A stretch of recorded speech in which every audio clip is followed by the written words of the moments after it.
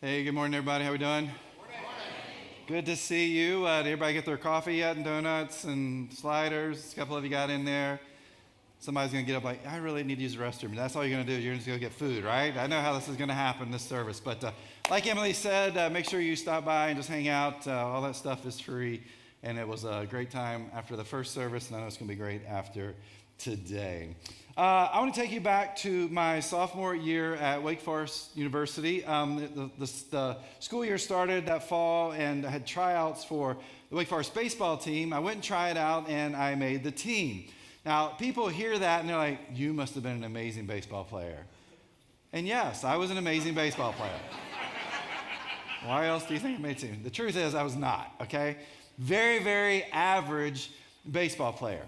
But then they'll look at me like, well, you're tall. You must have been a pitcher. Maybe you played in the outfield. Maybe you played first base. And like, no, I was a 6'3", 175-pound catcher, okay? In fact, I've got only a couple of images from my time there. That's me there in the middle.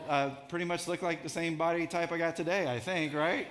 My ears are big then, too. But anyway, so people are kind of talking to me about that, like, so if you were an average baseball player, how did you end up playing D1 baseball? And you definitely weren't the prototypical catcher. I mean, how did this all come together?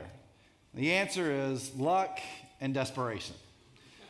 The spring before, two of the catchers actually had graduated from the team. And so the team was left with our full-time catcher, our starting catcher, and then we had another guy who played catcher, but he also played 6 other positions, so he was all over the place. So other than that, there were no other catchers on the team. So me and another guy actually made the team as catchers, but we had a very specific role. We were bullpen catchers, okay? I don't know what you know about bullpen catchers. If you don't know anything, if you've ever been to a baseball game before, been to a Nats game, out past the outfield fences, there are bullpens. Like, that's where I spent all the practice and every single game when I played at Wake Forest. Now, what is my job? My job is basically to take care of everybody else, right? So starting pitcher is getting ready. He's trying to warm up for the game. My job is to be there to catch him and help him. Relievers are going into the game. My job is to help get them ready to go into the game. Sometimes your pitchers had to pitch sessions between the next time they were supposed to pitch. And so I would help those guys get in their workout. If position players were going into the game, they had to warm up. They would come to the bullpen. I would help them get ready to go into the game. And many, many other things that I don't have time to describe right now. Here's the way I would say this. Being a bullpen catcher may have been one of the most thankless jobs that there is when it comes to baseball. Although I think in the pros now you can make $200,000 or $400,000 a year doing it. So it sounds like a pretty good gig. I missed my chance there. But you get all the exercise, maybe even a little bit more than everybody else. You get all the bruises. You get all the pain. But you don't get any of the fanfare that everybody else does on the team. And as I look back, I wouldn't change it for anything.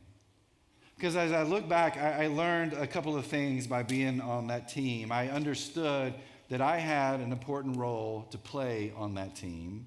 And I also understood that role was investing in others to help them succeed. So we're going to talk about today as we continue our series called Plug In. Last week, Joel began this series. It's just a short little 3-week series. It's talking about groups. This week, I'm going to talk about serving, right? And understanding that all of us, we have a role to play here, and that when we play that role, we're investing in the lives of others and helping them to be who God has created them to be. But I know when I say that word serve, you get a little uneasy. Some of you are in the military. You know that there are times where people come to you like, hey, you really need to volunteer. And so when you hear the word volunteer, you actually think voluntold, right? Like, you want that award, you want that promotion, you want that next rank, like you got to volunteer. And so if you're in the military, maybe there's some uneasiness about that. Or in this setting right here, if I'm like, hey, we're going to talk about serving today, your first thoughts are, you need more help in Journey Kids, right? And that's true, we do. And maybe part of my message is about that, but it's so much more than just serving in something like Journey Kids. Because I believe the issue is when we hear the word serve, we think about a task getting done. I wonder if that's part of the reason we struggle with volunteerism in America today. 2024, Pew did research looking back at 2023 and volunteering when it came to Americans. Let me share some of these statistics. In 2023, only 28% of Americans volunteered through any organization, okay? Any organization. People who did volunteer, on average, served, on average, 70 hours in all of 2023, okay? It's a little bit over an hour or so a week. But 50% of those who did serve only volunteered a total of 24 hours or less in 2023. So there's a big divide between those that didn't serve very much and those who served way more than 70 hours. Maybe there's something about being religiously affiliated. Well, here's what they found about those that are affiliated with religion or not. 17% of the nuns, people who are not connected to any religion whatsoever, volunteered in 2023, while 17% of religiously affiliated Americans volunteered in 2023. Not a whole lot difference there when it comes to the impact of religion, or so we think. How about those who are active in their religious communities? They found that 41% of people who attend church 1 to 2 times per month volunteer. If you're active in a faith community, you volunteer at twice the rates of anyone else, which is pretty amazing.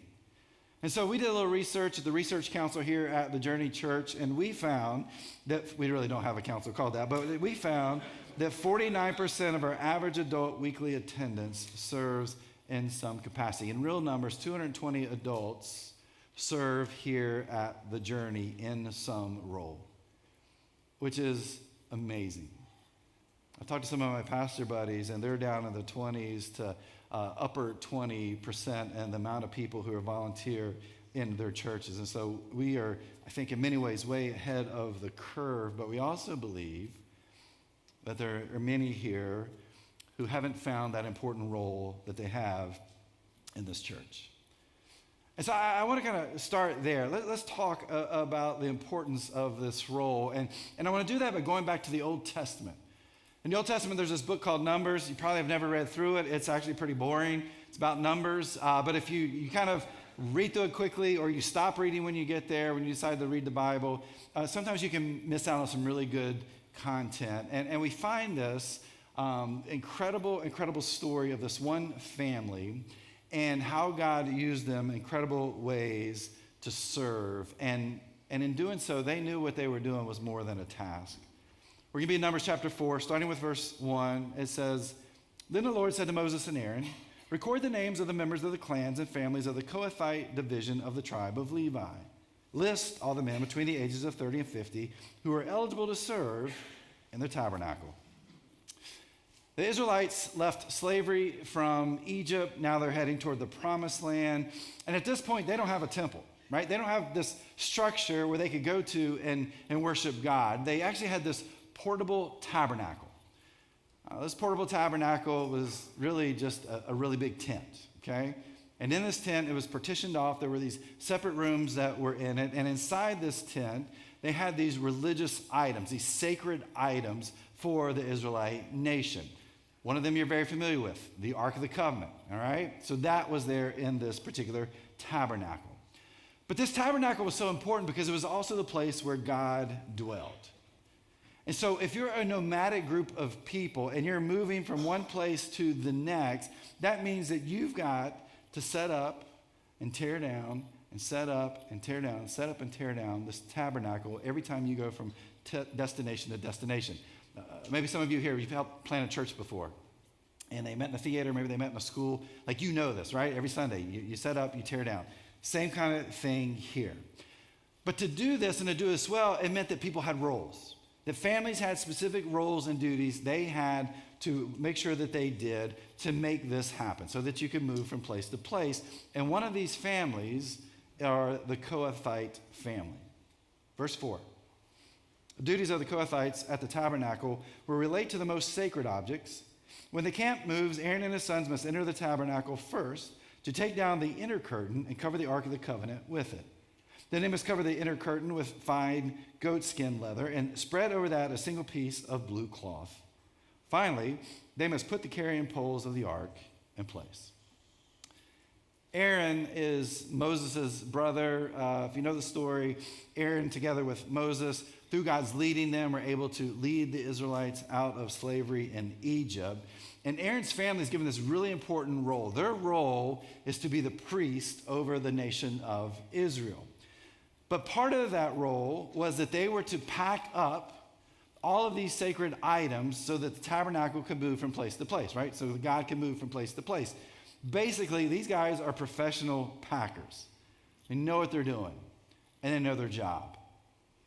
If we look here in Numbers chapter 4, starting at verse 5 through verse 14, we see the duties that they have. We read about the things that they're packing up, from the bread of presence to the bowls and jars, the lampstand, olive oil, ashes from incense, fire pans, meat forks, shovels, the ark, and then everything else that's in this tabernacle.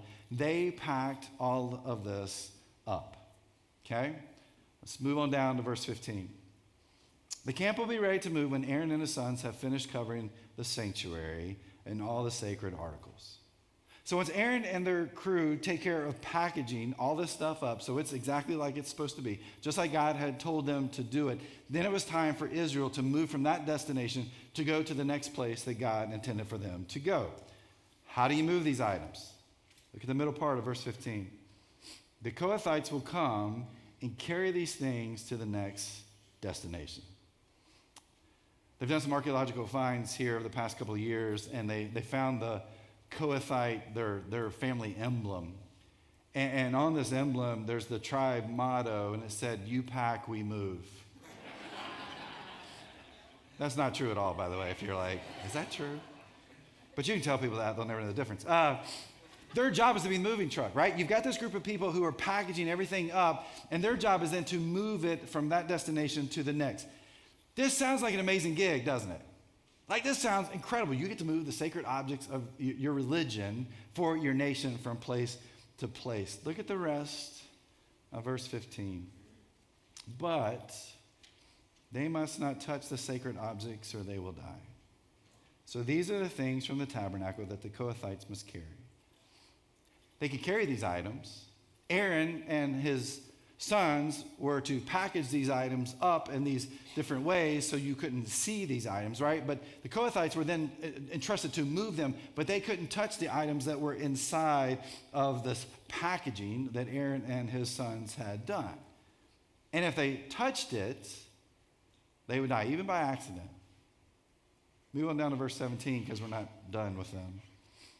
Then the Lord said to Moses and Aaron, "Do not let the Kohathite clans be destroyed from among the Levites. This is what you must do so they will live and not die when they approach the most sacred objects. Aaron and his sons must always go in with them and assign a specific duty or load to each person. The Kohathites must never enter the sanctuary to look at the sacred objects for even a moment, or they will die." God tells Aaron and Moses, like, hey, here's the deal. When the Kohathites come in, you need to give them specific duties. You need to tell them what they need to pick up and where they need to take it. You need to tell them when you get ready to put things back in, where they need to place it. But look at that last line, okay? The Kohathites must never actually see, not just touch, but see what they are carrying or they will die. If you're new to this Bible thing, you're like, that's really strange and weird. And it is, but it's all about God's holiness. Like, God lived in that tabernacle. God was there. His presence was there. His presence was in these sacred items. And so there was this power behind them. And that's where we have this part about, hey, if you touch these or you see these, you will die. But can you imagine you're a Kohathite and this is your job? Like, your role is to move these sacred possessions from one destination to the next. And you're doing this for God. And yet, you never actually get to see exactly what you're carrying. Like, they knew their role.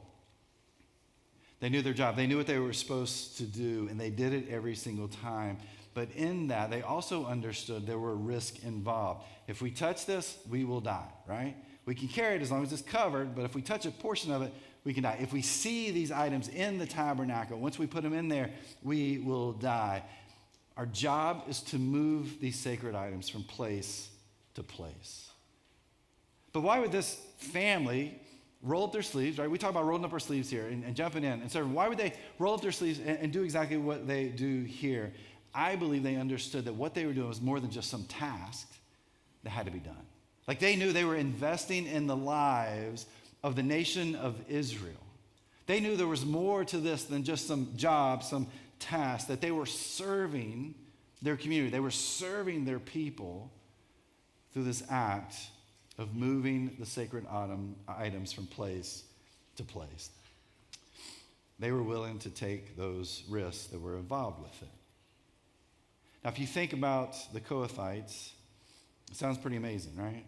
Again, what they're willing to do, but that doesn't just end with them.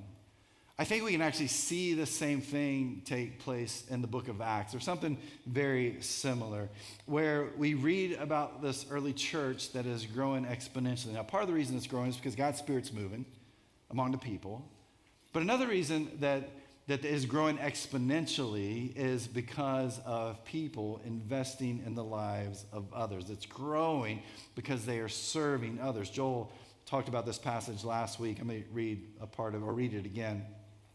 Out of Acts chapter 2, 44. And all the believers met together in one place and shared everything they had. They sold their property and possessions and shared the money with those in need. They worshiped together at the temple each day, met in homes for the Lord's Supper, and shared their meals with great joy and generosity. I want you to think about what's happening here, right? Here are people that are serving other people, but they're not thinking, I need to get this coffee made so they can have it during Sunday morning worship. You know, I need to make sure that I have this thing for this class just so our Journey kids can have a class today. They're not thinking about, what am I going to get out of this for me? Very much like the Kohathites, they're like, I have a role to play here. I have a role to play, and I can do that by investing in the lives of others. And that's what they did. They invested in the lives of others. They sold their property. They gave away their money. They made meals. They shared their resources. They gave people a place to stay.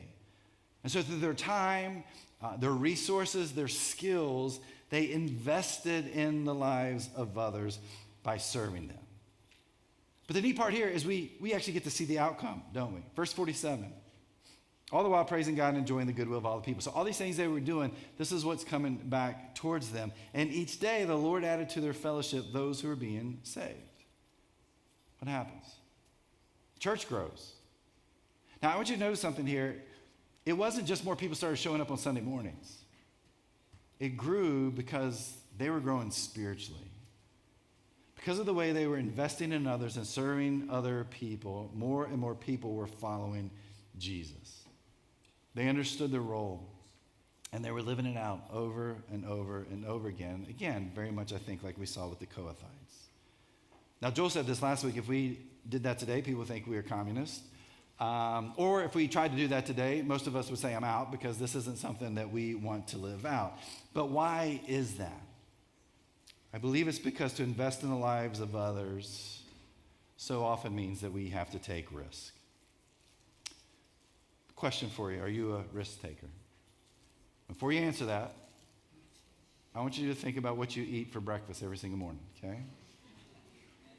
About 4 years ago, I talked about this. So I was going back and looking, and I was like, oh yeah, I did this then. And I actually shared what I eat for breakfast about 3 or 4 years ago, and it's the exact same thing I still eat to this day, almost every single morning. And that was like 3 or 4 years before that I had started doing this. So I'm just going to share with you what I eat almost every single morning. And if you don't believe me, you can go ask my wife, Kara. She will say, yep, that's it. I get a little bowl of Trader Joe's Greek yogurt, and then I mix in some Simply Elizabeth ancient grain granola, and then I take a handful of blueberries, put on top of that. Okay, that's one part. And then the second part is I cut a cinnamon raisin Ezekiel bread muffin. I don't know if you've ever had those. Delicious. Cut it in half, put it in the toaster. And then once that pops out, then I take some Justin's honey peanut butter, put a little bit of spread on both of those. And then I wash it all down with 2 cups of coffee, okay? Almost every single morning I eat the exact same food. So it's easy to shop for me when it comes to breakfast. But I take risks. I drink my coffee black, no cream or sugar. And I never, ever, ever wash my blueberries, okay? So if I don't show up on a Sunday morning, that's probably the reason why that happened. I got to be honest, I like to think I'm a risk taker. And yet I think about what I eat almost every single morning. It's the exact same thing. I actually almost eat the exact same thing every single day for lunch. I eat a salad. I mean, I think I'm a risk taker, but then I begin to look at my life. I'm like, I'm not really sure how much of a risk taker I really am. And many of us here today might be like, hey, I'm a risk taker, but maybe think about what you eat for breakfast every day, or lunch, or dinner, or just kind of the habits we get into. The majority of us, we like to play life very, very safe. We like consistency. We don't like change. We don't take risks.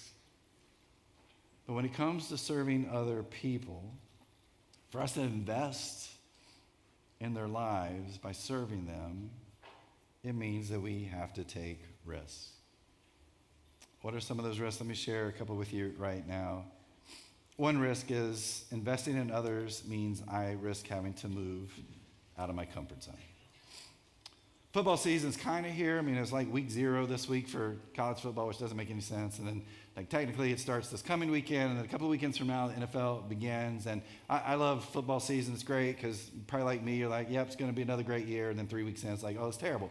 That's how football season tends to go for me for college and pros. But if you've ever been to a football game before, if you've ever watched one, there's the stadium and all the spectators, right?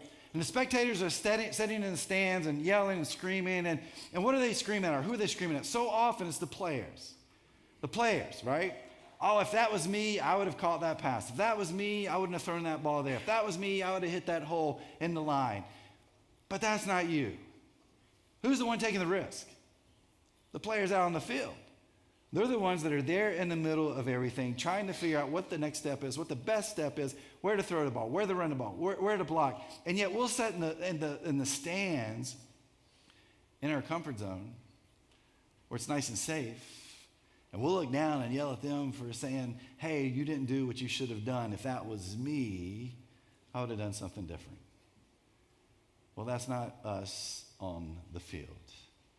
And oftentimes when it comes to the church, I think we kind of get stuck in our comfort zone. Right now, we might not scream and yell like, hey, if I was the church, I would do this. We just might sit back in the seats and like, I'm enjoying my hot dog and my beer because I'm here to watch this game. And so often, I'm afraid that's the way the church functions. And when I say that, I mean the church at large, not just us, but the church at large, that we sit in the stands as spectators. We sit in our comfort zone. And yeah, sometimes it's easier to sit back and be a spectator and to yell at the players on the field.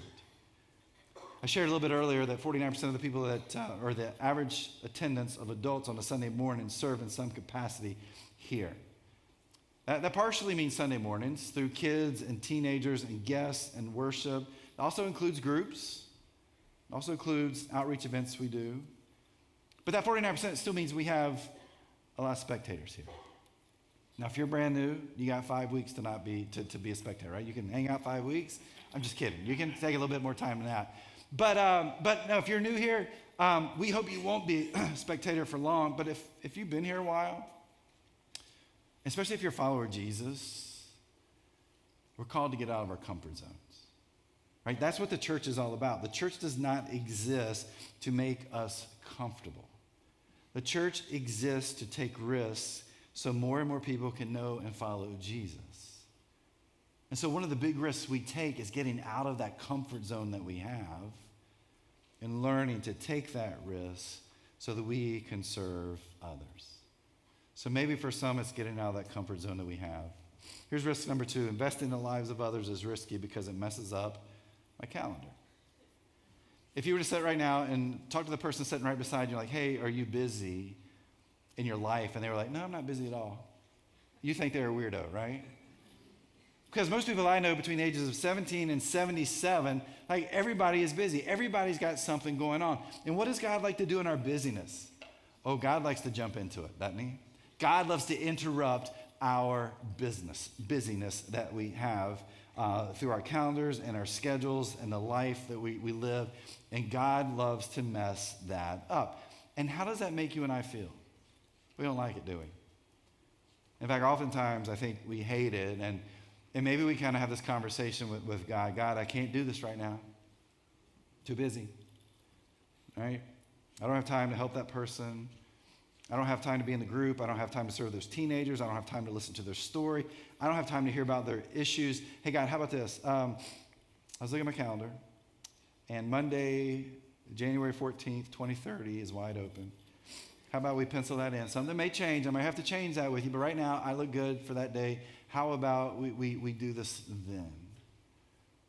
I think that's the way many of us function. But that's not the way God functioned. God jumps into our busyness. Dietrich Bonhoeffer was a German theologian and pastor. He said, we must be ready to allow ourselves to be interrupted by God. We must not assume that our schedule is our own to manage, but allow it to be arranged by God. Like God doesn't work in our timeline, God doesn't work in our calendar, but God puts people and God puts moments into our lives and says, hey, what are you going to do about this? Are you going to jump in? Are you going to help? Are you going to give? Are you going to serve? Are you going to stop? Are you going to listen? Are you going to invest in the lives of others? And so we have to decide, am I going to take a risk and let my schedule go so that God can use me to live in this way where I'm investing in the lives of others? But then there's a third risk, I think. Investing in others means we may never see what God does in someone else's life. This passage about the Kohathites, honestly, maybe a long time I had heard it, but I had totally forgotten about it in a couple of pastor cohorts, and was meeting with a group back in May, and one of the guys was doing a devotional one morning, and he was talking through this, and as I was kind of going back and looking at this, I'm like, this is just amazing what this family did, right? They put in the time, they had the patience, they took care of these religious items, and they never saw the fruition of their work.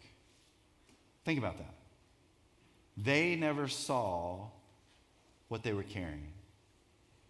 They never knew fully what was underneath all the packaging that Aaron and his sons had done, and yet they did this same thing over and over again from destination to destination. And they did it because they knew that the role had this lasting effect on the nation of Israel.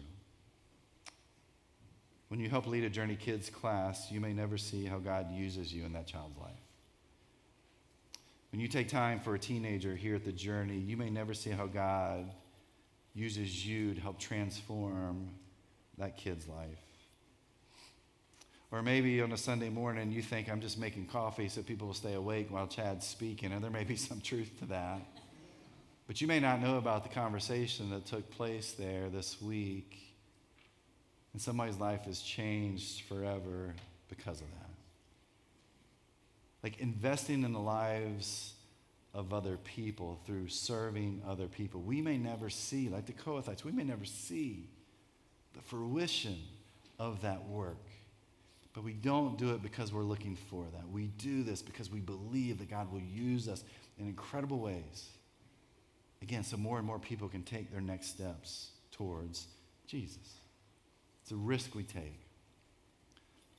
But oftentimes, we actually get to see the fruition of that work and the investment we make in others. I want to tell you about Debbie.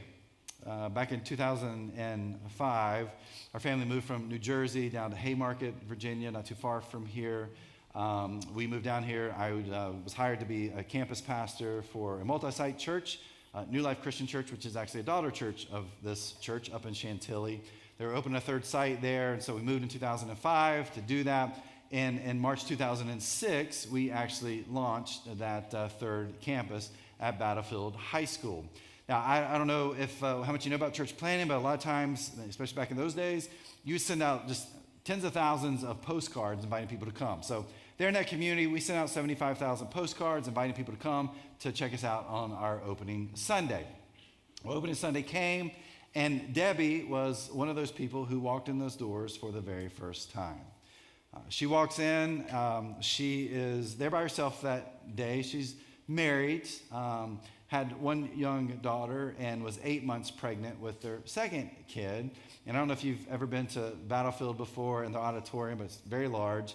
But she sat at the very top, just kind of taking everything in. Into the service, I went over and I was talking to her a little bit, just kind of getting her story. And, she was talking about, being pregnant and having a child. And, her husband might come at some point. She's not real sure. And we got to talk about her church experience. She said she grew up Catholic. And for her family, that church was just a task that they were obligated to do. Then she coined a phrase that I never heard before. She's like, honestly, we were folding chair Christians. It's like, that's interesting. What do you mean? She's like, well, we go to church when the folding chairs would come out. So basically, on Easter and Christmas, we would show up at church, and that was it.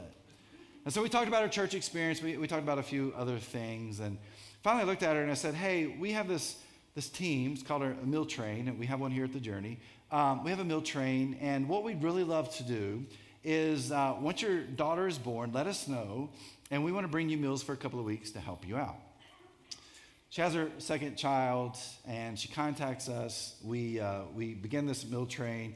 We serve her for a couple of weeks through that meal train.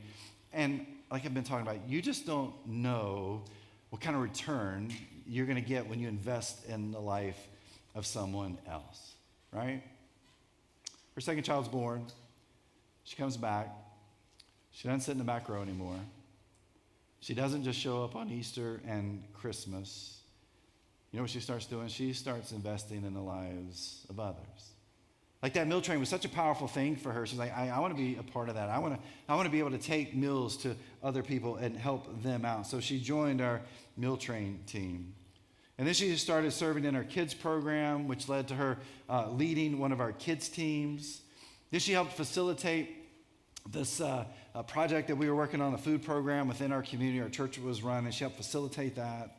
She joined one of our women's groups, and through the women's group, she was baptized, and I got a chance to baptize her. She became an apprentice in that group, and then ended up actually leading that same ladies group. And then when her girls were in elementary school, a few years later, she started a prayer group for moms at that school. And Kara and I are still connected with Debbie and her husband, Dave, and even to this day, Debbie continues to invest in the life of other people. They've moved to North Carolina, but she is doing that there, all because our church was willing to invest in her. We took a risk and invested in her, and now, even today, we still get to see the fruition of serving her many years ago. I think about Debbie's story, and I hope we understand that in the church, we don't serve just to complete a task. That wasn't a task we were trying to complete on that opening Sunday, just to check a box. It was much more than that. We serve because we are investing in the life of someone that God loves. And hopefully, like with Debbie, we actually get to see fruition from it, right? But it might be like the Kohathites, where we never actually get to see what God does through the effort and the time and the risk and the investment that we put into the life of somebody else. But we don't do it for either one of those reasons. We do it because we want to see more and more people take their next steps towards Jesus, which means taking risk, which means getting out of our comfort zones, which means being able to say, hey, I know I'm busy, but I've got time for this. And so we invest in the lives of others. A couple Sundays ago, we had 10 baptisms here at the Journey, some photos from that particular day.